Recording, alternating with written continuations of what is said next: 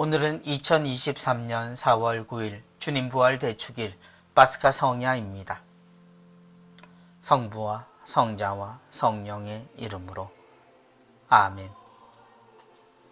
마테오가 전한 거룩한 복음입니다. 안식일이 지나고 주간 첫날이 밝아올 무렵 마리아 막달레나와 다른 마리아가 무덤을 보러 갔다. 그런데 갑자기 큰 지진이 일어났다. 그리고 주님의 천사가 하늘에서 내려오더니 무덤으로 다가가 돌을 옆으로 굴리고서는 그 위에 앉는 것이었다. 그의 모습은 번개 같고 옷은 눈처럼 희었다. 무덤을 경비하던 자들은 천사를 보고 두려워 떨다가 까무러쳤다. 그때 천사가 여자들에게 말하였다. 두려워하지 마라. 너희가 십자가에 못 박히신 예수님을 찾는 줄을 나는 안다. 그분께서는 여기에 계시지 않는다. 말씀하신 대로 그분께서는 되살아나셨다. 와서 그분께서 누워 계셨던 곳을 보아라. 그러니 서둘러 그분의 제자들에게 가서 이렇게 일러라.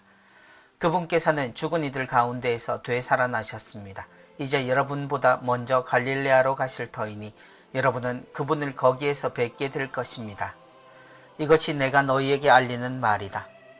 그 여자들은 두려워하면서도 크게 기뻐하며 서둘러 무덤을 떠나 제자들에게 소식을 전하러 달려갔다.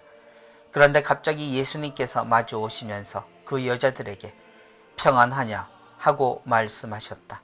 그들은 다가가 엎드려 그분의 발을 붙잡고 절하였다. 그때 예수님께서 그들에게 말씀하셨다. 두려워하지 마라. 가서 내 형제들에게 갈릴레아로 가라고 전하여라. 그들은 거기에서 나를 보게 될 것이다. 주님의 말씀입니다. 그리스도님 찬미합니다.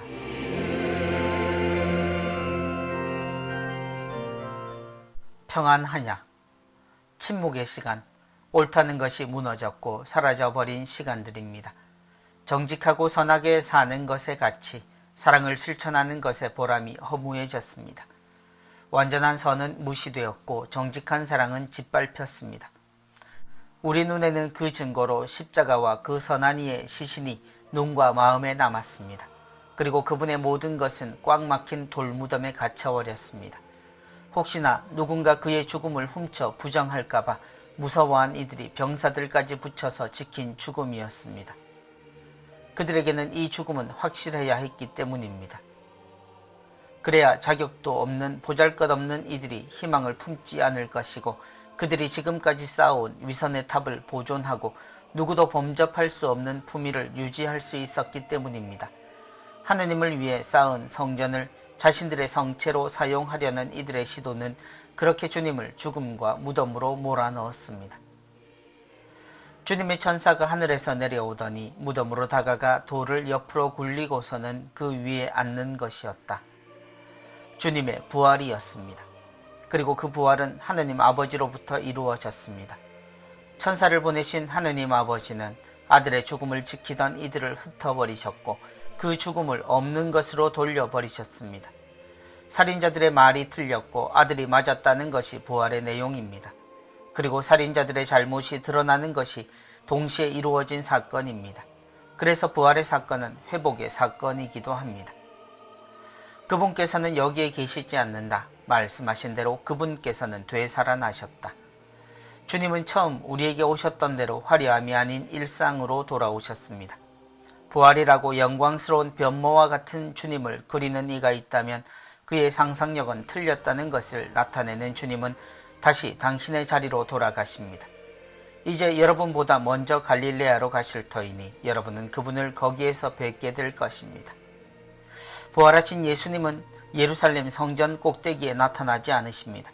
오히려 당신의 복음 선포가 시작되었던 곳, 그리고 그 사람들에게 돌아가십니다. 갈릴레아가 그곳입니다. 그것이 부활이 나타내는 의미입니다. 예루살렘이 아닌 갈릴레아를 이야기하신 것은 주님의 진심이 틀리지 않았고 그대로라는 이야기가 됩니다. 평안하냐? 우리는 거듭되는 예수님의 부활 인사를 기억합니다. 평안하냐? 너희에게 평화가 있기를. 마리아야.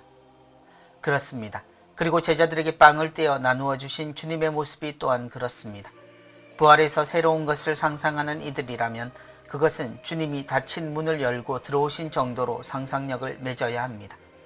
살아나신 주님은 죽기 전에 그분이십니다. 그분의 모든 삶이 하느님의 뜻임이 드러난 것이 부활의 삶입니다. 주님의 부활은 우리에게 더 이상 착한 이들의 희생이나 죽음은 필요하지 않다는 것을 말합니다. 그것은 필요한 것이 아니라 잘못입니다. 선하게 살고 하느님의 뜻대로 실천하는 사랑하는 삶이 올바른 삶입니다. 그러므로 지금도 자행되는 위선으로 가장된 선한 권력자들의 모습을 그리스도의 눈으로 살펴야 하고 올바른 길을 걸어야 합니다. 그래야 우리가 우리에게 평안을 물을 수 있게 됩니다. 부활의 메시지 속에 좋은 예수님을 바라봅니다. 그분이 우리의 빛이고 우리가 받아 비출 빛입니다. 그러므로 빛 속을 걸어 무덤에 갇힌 삶을 벗어나야 하겠습니다. 성부와 성자와 성령의 이름으로 아멘.